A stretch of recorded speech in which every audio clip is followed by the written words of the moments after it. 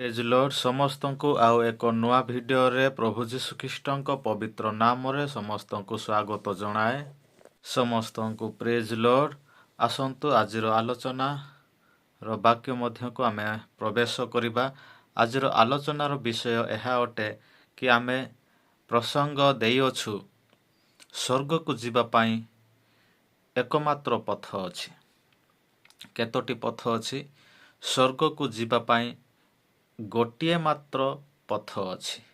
ଦ୍ୱିତୀୟ ପଥ ହିଁ ସ୍ୱର୍ଗକୁ ଯିବାକୁ ନାହିଁ। ସେଇ ଗୋଟିଏ ମାତ୍ର, କେବଳ ଗୋଟିଏ ମାତ୍ର ପଥ ଅଛି ଯାହା ଆମ୍ଭକୁ ସ୍ୱର୍ଗକୁ ନେଇକି ଯିବ। ସେଇ ପଥ ବିଷୟରେ ଆମ୍ଭେ ଅଳ୍ପ ସମୟ ଆଜି ଆଲୋଚନା କରିବା। ସେଇ ପଥ କ'ଣ, ସେ ପଥ କିଏ, ସେ ପଥ କେମିତିକିଆ, ଆମେ ସେ ସମସ୍ତ ବିଷୟରେ ଆଜି ଆମେ ଆଲୋଚନା କରିବା। ପ୍ରିୟ ପ୍ରଭୁଙ୍କ ଲୋକମାନେ, ସ୍ୱର୍ଗକୁ ଯିବା ପାଇଁ ଏକମାତ୍ର ପଥ ଯାହା ଅଛି ଆମ୍ଭମାନଙ୍କ ନିମନ୍ତେ, ତ ଚିନ୍ତା କରିବା ସମସ୍ତ ମାନବ ଜାତି ନିମନ୍ତେ ସ୍ୱର୍ଗକୁ ଯିବା ପାଇଁ ସେ ପଥର ନିହାତି ଆବଶ୍ୟକତା ରହିଅଛି। ସମସ୍ତେ ସେ ପଥକୁ ଯିବା ପାଇଁ ଇଚ୍ଛା ପ୍ରକାଶ କରିଥାନ୍ତି। ତ ସେ ପଥ ବିଷୟରେ ଆମେ ଅଳ୍ପ ସମୟ ଆଲୋଚନା କରିବା ବା ସେହି ବିଷୟରେ ଆମେ ଅଳ୍ପ ସମୟ ଆଜି ଧ୍ୟାନ କରିବା। ତ ପ୍ରିୟ ପ୍ରଭୁଙ୍କ ଲୋକମାନେ, ସେ ସ୍ୱର୍ଗୀୟ ପଥ ବିଷୟରେ ଆମ୍ଭମାନଙ୍କୁ ନିହାତି ଭାବେ ଜାଣିବାକୁ ଆବଶ୍ୟକତା ରହିଅଛି। ଯେହେତୁ ଆମ୍ଭମାନଙ୍କ ପାଇଁ ଏହା ଏକ ଗୁରୁତ୍ୱପୂର୍ଣ୍ଣ ବିଷୟ, ସେ ସ୍ୱର୍ଗକୁ ଯିବା ପଥ ନିହାତି ଆମ୍ଭେମାନେ ଜାଣିବା ଦରକାର ଅଛି। ତାହା ଯଦି ଜାଣିନାହୁଁ ତ ଆମ୍ଭେ କେଉଁ ପ୍ରକାରେ ଆମ୍ଭେ ସେ ସ୍ୱର୍ଗ ରାଜ୍ୟକୁ ଯାଇପାରିବା, ତାହା ଆମ୍ଭମାନଙ୍କ ପାଇଁ ଏକ ଅସମ୍ଭବର ବିଷୟ ଅଟେ। ତେଣୁକରି ନିଶ୍ଚିତ ଭାବେ ଆସନ୍ତୁ ଆଜିର ଆଲୋଚନା ମାଧ୍ୟମରେ ଆମ୍ଭେ ସେ ସ୍ୱର୍ଗୀୟ ପଥକୁ ଆମ୍ଭେ ଜାଣିବା, ତାହା କ'ଣ ଅଟେ। ଏ ଜଗତର ସମସ୍ତ ମାନବ ଜାତି ସେ ସ୍ୱର୍ଗୀୟ ପଥ ଦେଇକି ଯିବାକୁ ଇଚ୍ଛା କରିଥାନ୍ତି। କାରଣ ତାହା ଆମ୍ଭମାନଙ୍କ ପାଇଁ ଏକ ଅନନ୍ତକାଳ ଶାନ୍ତିର ସ୍ଥାନ ଅଟେ। ତ ପ୍ରିୟ ପ୍ରଭୁଙ୍କ ଲୋକମାନେ, ସେଇ ପଥ ନିହାତି ଆମ୍ଭେ ଆଜିର ବାକ୍ୟ ମାଧ୍ୟମରେ ଜାଣିପାରିବା। ତ ଆସନ୍ତୁ ପ୍ରିୟ ପ୍ରଭୁଙ୍କ ଲୋକମାନେ, ସେ ବିଷୟରେ ଆମେ ଧ୍ୟାନ କରିବା। ଏ ଜଗତ ମଧ୍ୟରେ ସେ ସ୍ୱର୍ଗୀୟ ପଥ ପାଇବା ପାଇଁ ପ୍ରତ୍ୟେକଙ୍କୁ ଇଚ୍ଛା, ତାହା ସମସ୍ତେ କାମନା କରନ୍ତି। ଯେ ମଦୁଆ ହେଉ, ବେଦୁଆ ହେଉ, ଚୋରି ହେଉ, ଡକାୟତ ହେଉ, ବ୍ୟଭିଚାରୀ ହେଉ, ଯେକୌଣସି ପ୍ରକାର ବ୍ୟକ୍ତି ହେଲେ ହେଁ, ଯେ କୌଣସି କର୍ମ କରୁଥିବା ବ୍ୟକ୍ତି ହେଲେ ହେଁ, ପାପୀ ହେଉ, ଧାର୍ମିକ ହେଉ, ଯେକୌଣସି ସମାଜର, ଯେକୌଣସି ବର୍ଗର, ଯେକୌଣସି ଜାତିର, ଯେକୌଣସି ଧର୍ମର ଲୋକ ହେଉନା କାହିଁକି, ସେ ସ୍ୱର୍ଗୀୟ ପଥ ଦେଇ ଯିବାକୁ ସେ ଇଚ୍ଛା ପ୍ରକାଶ କରିଥାଏ। କିନ୍ତୁ ସମ୍ଭବ କି ସମସ୍ତେ ସେହି ପଥ ଦେଇ ଯିବାକୁ ପାରିବେ? ସେହି ସ୍ୱର୍ଗୀୟ ପଥ ଦେଇ କେଉଁମାନେ ଯିବେ? କେଉଁମାନଙ୍କୁ ସେ ସ୍ୱର୍ଗୀୟ ପଥ ମିଳିଥାଏ? ସମସ୍ତେ କାମନା କରନ୍ତି, ଇଚ୍ଛା କରନ୍ତି, କିନ୍ତୁ ପାଇନଥାନ୍ତି। କିନ୍ତୁ କେଉଁମାନେ ସେହି ପଥ ଦେଇ ସ୍ୱର୍ଗକୁ ଯାଇପାରିବେ, ଆଉ ସେହି ପଥ କ'ଣ, ତାହା ଆମ୍ଭେ ନିଶ୍ଚିତ ଭାବେ ଆମ୍ଭେ ଜାଣିବାର ଆବଶ୍ୟକତା ରହିଅଛି। ତ ପ୍ରିୟ ପ୍ରଭୁଙ୍କ ଲୋକମାନେ, ଆସନ୍ତୁ ଆଜି ଆମ୍ଭେ ବାଇବଲ ମାଧ୍ୟମରୁ, ବାଇବଲ ଆମ୍ଭମାନଙ୍କୁ ସେହି ପଥ ବିଷୟରେ କ'ଣ କହୁଅଛି, ତାହା ଆମ୍ଭେ ସଂକ୍ଷିପ୍ତ ଭାବେ ଆଜିର ବାକ୍ୟରେ ଆମେ ଆଲୋଚନା କରିବା। ସେ ସ୍ୱର୍ଗୀୟ ପଥ ବା ସେହି ପଥ, ସ୍ୱର୍ଗକୁ ନେବା ପଥ ବିଷୟରେ ବାଇବଲ ଆମ୍ଭମାନଙ୍କୁ କ'ଣ କହେ। ତ ଯୀଶୁ ଖ୍ରୀଷ୍ଟ ବାଇବଲରେ କ'ଣ କହିଅଛନ୍ତି, ତାହା ମଧ୍ୟ ଆମ୍ଭେ ସ୍ପଷ୍ଟ ରୂପେ ଜାଣିବା। ତ ଆସନ୍ତୁ ପଠନ କରିବା, ପାଠ କରିବା। ସେ ଯୋହନ ଲିଖିତ ସୁସମାଚାର 14 ଅଧ୍ୟାୟର 6 ପଦରେ ଏପରି କୁହାଯାଏ, ଯୀଶୁ ତାଙ୍କୁ କହିଲେ, ମୁଁ ପଥ, ସତ୍ୟ ଓ ଜୀବନ। ମୋ ଦେଇ ନ ଗଲେ କେହି ପିତାଙ୍କ ନିକଟକୁ ଯାଏ ନାହିଁ, ଅର୍ଥାତ୍ ସ୍ୱର୍ଗକୁ ଯାଏ ନାହିଁ। ତ ପ୍ରିୟ ପ୍ରଭୁଙ୍କ ଲୋକମାନେ, ଯୀଶୁ ଏଠାରେ ନିଜେ ସ୍ପଷ୍ଟ ଭାବେ କହୁଅଛନ୍ତି। ଯୀଶୁ ତାଙ୍କୁ କହିଲେ ଲେଖାଯାଏ, ଯୀଶୁ ହିଁ ନିଜେ କହିଥିବା କଥା ଏଠାରେ ଉଲ୍ଲେଖ କରାଯାଇଅଛି, ମୁଁ ପଥ। ଯୀଶୁ ନିଜେ କହୁଅଛନ୍ତି, ମୁଁ ପଥ। ଦ୍ୱିତୀୟତଃ ମୁଁ ସତ୍ୟ, ତୃତୀୟତଃ ମୁଁ ହିଁ ଜୀବନ। ତିନି ଗୋଟି ବିଷୟ ଏଠାରେ ଉଲ୍ଲେଖ କରାଯାଇଅଛି ବା ଯୀଶୁ ନିଜେ କହିଥିବା କଥା ଏଠାରେ ଲେଖାଯାଇଅଛି। ଯୀଶୁ ହିଁ ନିଜେ ପଥ, ସତ୍ୟ ଓ ଜୀବନ। ଆଉ କହନ୍ତି ମୋ ଦେଇ ନ ଗଲେ କେହି ପିତାଙ୍କ ନିକଟକୁ ଯାଏ ନାହିଁ ବା ସ୍ୱର୍ଗକୁ ଯାଏ ନାହିଁ। ପିତାଙ୍କ ସ୍ଥାନ ବା ସେ ସ୍ୱର୍ଗୀୟ ସ୍ଥାନକୁ ଯାଏ ନାହିଁ। ଯୀଶୁ ନିଜେ କହୁଅଛନ୍ତି ମୋ ଦେଇ ନ ଗଲେ କେହି ସେ ସ୍ୱର୍ଗ ରାଜ୍ୟକୁ ଯାଇପାରିବେ ନାହିଁ। ସେ ସ୍ୱର୍ଗ ରାଜ୍ୟକୁ ଯିବାକୁ ହେଲେ ମୁଁ ହିଁ ପଥ, ମୁଁ ହିଁ ସତ୍ୟ, ମୁଁ ହିଁ ଜୀବନ। ସେ ଜୀବନ ପାଇବାକୁ, ସେ ସତ୍ୟ ମାର୍ଗ ପାଇବାକୁ, ଆଉ ସେ ପଥ ପାଇବାକୁ ହେଲେ ଯୀଶୁଙ୍କ ଦେଇ ଆମ୍ଭମାନଙ୍କୁ ଯିବାକୁ ହୁଏ। ସେଇ 3 ବିଷୟ ଏଠାରେ ଉଲ୍ଲେଖ କରାଯାଇଅଛି। ତାହା ଯଦି ଆମ୍ଭେ ଗଭୀର ଭାବେ ଯଦି ଚିନ୍ତା କରିବା ତ ନିଶ୍ଚିତ ଭାବେ ଆମ୍ଭେ ଜାଣିପାରିବା ଯୀଶୁଙ୍କ ବିନା ସ୍ୱର୍ଗ ପ୍ରାପ୍ତି ହୋଇନଥାଉ। ଯୀଶୁ ହିଁ ଆମ୍ଭମାନଙ୍କ ପାଇଁ ସ୍ୱର୍ଗ ଯିବା ପାଇଁ ଏକମାତ୍ର ପଥ ଅଟନ୍ତି। ଯୀଶୁ ନିଜେ ଏଠାରେ ସ୍ପଷ୍ଟ ଭାବେ କହୁଅଛନ୍ତି ମୁଁ ହିଁ ପଥ, ମୁଁ ହିଁ ପଥ, ମୁଁ ହିଁ ସତ୍ୟ, ମୁଁ ହିଁ ଜୀବନ। ପ୍ରିୟ ପ୍ରଭୁଙ୍କ ଲୋକମାନେ ଯେଉଁମାନେ ସ୍ୱର୍ଗକୁ ଯିବାକୁ ଇଚ୍ଛା କରୁଅଛନ୍ତି ତ ନିଶ୍ଚିତ ଭାବେ ଯୀଶୁଖ୍ରୀଷ୍ଟଙ୍କୁ ଜାଣିଲେ ହିଁ ଆପଣମାନେ ସେଇ ଅନନ୍ତ ଜୀବନ ପ୍ରାପ୍ତ ହେବେ, ସେ ସତ୍ୟତାକୁ ଜ୍ଞାତ ହେବେ, ଆଉ ସେଇ ସ୍ୱର୍ଗ ଯିବାର ପଥ ପ୍ରାପ୍ତ ହୋଇପାରିବେ। ତ ପ୍ରିୟ ପ୍ରଭୁଙ୍କ ଲୋକମାନେ ପ୍ରଭୁ ଯୀଶୁ ସ୍ପଷ୍ଟ ଭାବେ ଏଠାରେ ଉଲ୍ଲେଖ କରି ଆମ୍ଭମାନଙ୍କୁ ଜଣାଉଅଛନ୍ତି କି ଯୀଶୁ ହିଁ ନିଜେ ଆମ୍ଭମାନଙ୍କର ପଥ। ଏ ଜଗତ ମଧ୍ୟରେ ଅନେକ ମାନବ ସମାଜରେ ସ୍ୱର୍ଗ ଯିବା ପାଇଁ ପଥ ପ୍ରସ୍ତୁତ କରିଅଛନ୍ତି। ଏ ମାଧ୍ୟମ ଦେଇ ହେଲେ ମୁଁ ସ୍ୱର୍ଗକୁ ଯିବି, ସେ ମାଧ୍ୟମ ଦେଇ ହେଲେ ମୁଁ ସ୍ୱର୍ଗକୁ ଯିବି। ଆମ୍ଭର କୌଣସି ଧର୍ମ କର୍ମ ସକାଶୁ ଆମେ ସ୍ୱର୍ଗକୁ ଯାଇପାରିବା ନାହିଁ। କେବଳ ଯୀଶୁଖ୍ରୀଷ୍ଟଙ୍କ ଠାରେ ବିଶ୍ୱାସ କରିବା ଦ୍ୱାରା ଆମ୍ଭେମାନେ ସ୍ୱର୍ଗ ପ୍ରାପ୍ତ ହୋଇଥାଉ। ତ ପ୍ରିୟ ପ୍ରଭୁଙ୍କ ଲୋକମାନେ ଆମ୍ଭେ ଜାଣିବାକୁ ପାରୁଅଛୁ କି ଯୀଶୁ ହିଁ ଆମ୍ଭମାନଙ୍କର ଏକମାତ୍ର ପଥ ଯେ ଆମ୍ଭମାନଙ୍କୁ ସ୍ୱର୍ଗକୁ ନେଇଯିବେ। ତ ଆପଣମାନେ ପ୍ରଶ୍ନ କରିପାରନ୍ତି ଯୀଶୁ ହିଁ ଆମ୍ଭମାନଙ୍କୁ ସ୍ୱର୍ଗକୁ ନେଇପାରିବେ, ଆଉ ଜଗତରେ ଥିବା 33 କୋଟି ଦେବାଦେବୀ କ'ଣ ଆମ୍ଭମାନଙ୍କୁ ସ୍ୱର୍ଗକୁ ନେଇପାରିବେ ନାହିଁ କି? ସେମାନେ କ'ଣ ସ୍ୱର୍ଗକୁ ଯିବାର ପଥ ପ୍ରାପ୍ତ ହୋଇନାହାନ୍ତି କି? ସେମାନେ କ'ଣ ଆମ୍ଭମାନଙ୍କୁ ସ୍ୱର୍ଗକୁ ନେଇପାରିବେ ନାହିଁ କି? କେବଳ ଯୀଶୁ ହିଁ ଆମ୍ଭମାନଙ୍କୁ ସ୍ୱର୍ଗକୁ ନେଇପାରିବେ କି? ଏହା ଆପଣମାନେ ପଚାରିପାରନ୍ତି। ହଁ, ଯୀଶୁ ହିଁ ଆମ୍ଭମାନଙ୍କୁ ସ୍ୱର୍ଗକୁ ନେଇପାରନ୍ତି। ପ୍ରମାଣ ମଧ୍ୟ କରି ଦେଖାଇଛନ୍ତି ଯୀଶୁ ସେ ସ୍ୱର୍ଗ ଆମ୍ଭମାନଙ୍କୁ ନେଇପାରିବେ। ତ ପ୍ରିୟ ପ୍ରଭୁଙ୍କ ଲୋକମାନେ ଆମ୍ଭେ ଜାଣିବାକୁ ପାରୁ କି ଯୀଶୁ ହିଁ କ'ଣ ହେଲେ ନା ମୃତ୍ୟୁ ହୋଇ 3 ଦିନରୁ ଉତ୍ଥିତ ହୋଇ ସେ ସ୍ୱର୍ଗକୁ ଗଲେ।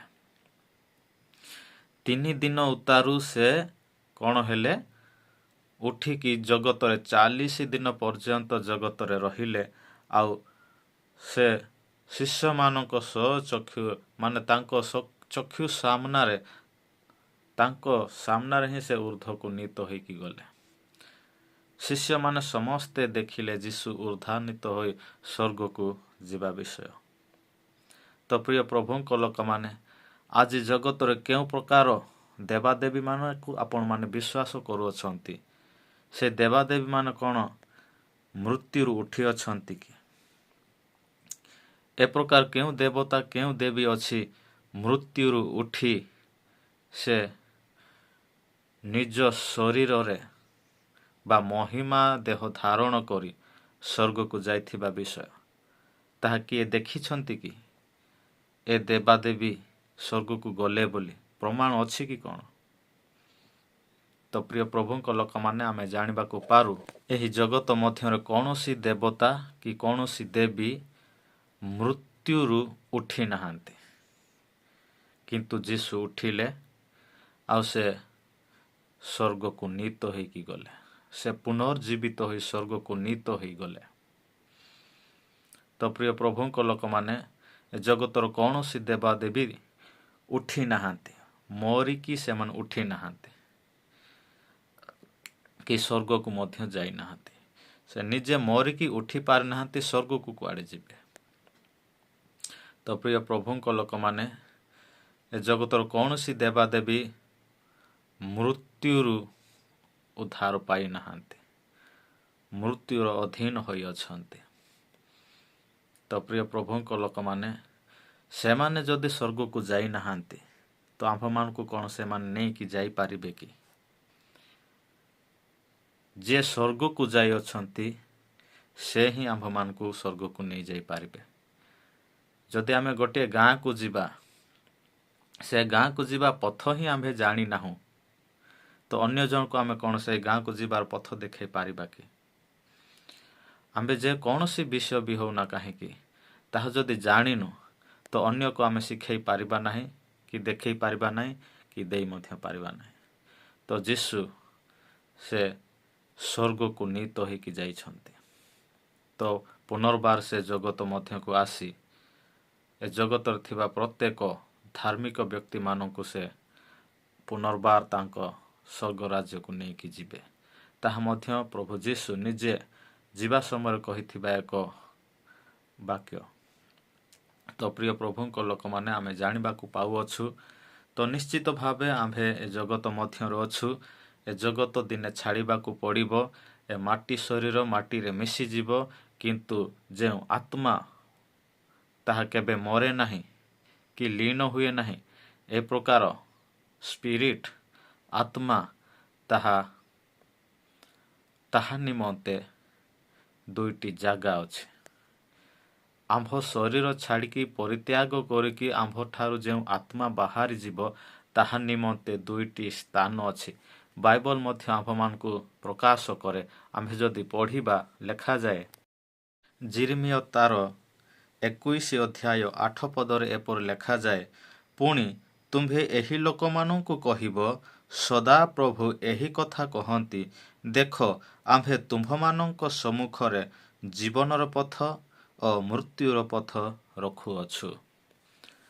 ଆମ୍ଭ ନିମନ୍ତେ ପରମେଶ୍ୱର ବା ସଦାପ୍ରଭୁ ଦୁଇଟି ପଥ ରଖିଅଛନ୍ତି। ଗୋଟିଏ ପଥ ହେଲା ଜୀବନର ପଥ, ଆଉ ଗୋଟିଏ ପଥ ହେଲା ମୃତ୍ୟୁର ପଥ।